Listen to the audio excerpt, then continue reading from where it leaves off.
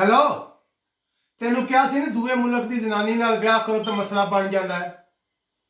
नहीं नहीं वो तू गल नहीं सुनी इंडियन दी, और जी अजकल खबरें च आ रही है, और शरजीत कौर एक तो इंडियन के नाम ही बड़े मुश्किल ने। नहीं नहीं वो इस तरह होया, वो सिख यात्रियों नाल आई सी, आमदे नहीं सालों साल इतना विजिट करन, तो 4 नवंबर को आई सी, वापस जाना सी, तो 15 नवंबर को वीजे की मुद्दत खत्म हुई तो वापस ही कोई नहीं गई। और नहीं नहीं किसी अखबार नहीं किया, वो असल में उन्हें इतना एक पाकिस्तानी है कोई नासिर सैन उहदे नाल ब्याह कर लिया सी। आहो तो फिर होया है कि ब्याह करने तो बाद रिपोर्ट हो गई सी, तो अजकल पुलिस ने जो दोबारा उन्होंने पकड़ लिया। नहीं नहीं जुर्म नहीं उन्हें किया, असल वजह है कोई जनानी जी है उन्हें इतना ब्याह किया, फिर बाद में उन्हें मजिस्ट्रेट की अदालत भी जाकर बयान भी दिता सी कि मैं अपनी मर्जी नाल इहदे नाल ब्याह किया है, कोई जोर जबरदस्ती नहीं हुई।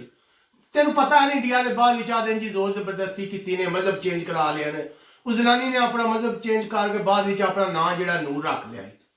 फिर उस तो बाद पुलिस एक बार पकड़न गई, उन्होंने रोला गोला आया, महल्ले वाले इकट्ठे हो गए, फिर उन्हें लाहौर हाईकोर्ट भी रिट की कि मैंने तंग कर रहे हैं, फिर अदालत ने कहा कि इंसान के बच्चे बनो, इन्होंने तंग ना करो।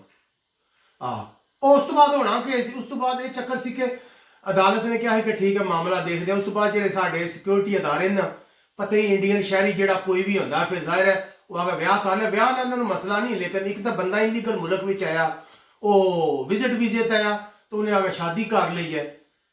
और नहीं नहीं वो फिर तहकीकात कर देने कि बंदा कोई जसूस वगैरह तो नहीं है नहीं।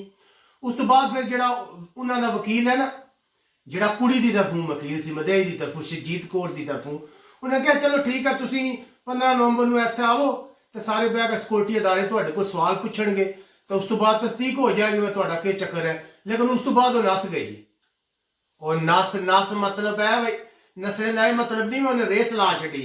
नसने का मतलब यह तो रिपोर्ट हो गई थी कि शायद सानू रिपोर्ट कर देंगे, फिर वो कितने छपे रहे। उस तो बाद जी पुलिस है उन्हें दोबारा एक जगह छापा मारिया, कोई शेखपुरा के नेड़े इलाके च रिपोर्ट की खबर आई, उतों उन्होंने हिरासत में लिया।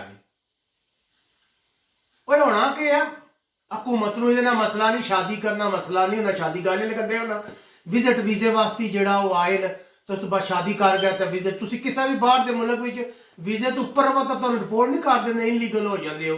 वही चक्कर है ना, वो कहते हैं कि असा वीजे वास्ते दरखास्तां दित्तियां सी, इंडियन शहरी भी तो पाकिस्तानी शहरी भी, लेकिन तेन पता तो है आपे जो उन्होंने अजकल हालात ने, वो कि उन्होंने वीजा को देंगे, उन्हें वीजा को नहीं दिता आदमी, जिस तो बाद अं मजबूर होए हाँ। तो इन्हों की मुहब्बत अज की गल नहीं, वो कोई आते ना 8-9 साल पुरानी गल है।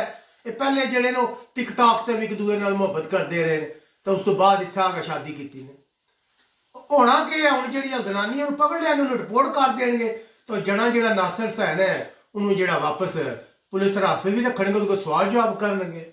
पहले भी शादीशुदा सी ना, 2 शादीशुदा नहीं, पहले दवा के ब्याह हुए नहीं। चल ठीक है मैं काम पे जाना, बाकी तू मैंने मैसेज करके दस दी। ओके अल्लाह हाफिज।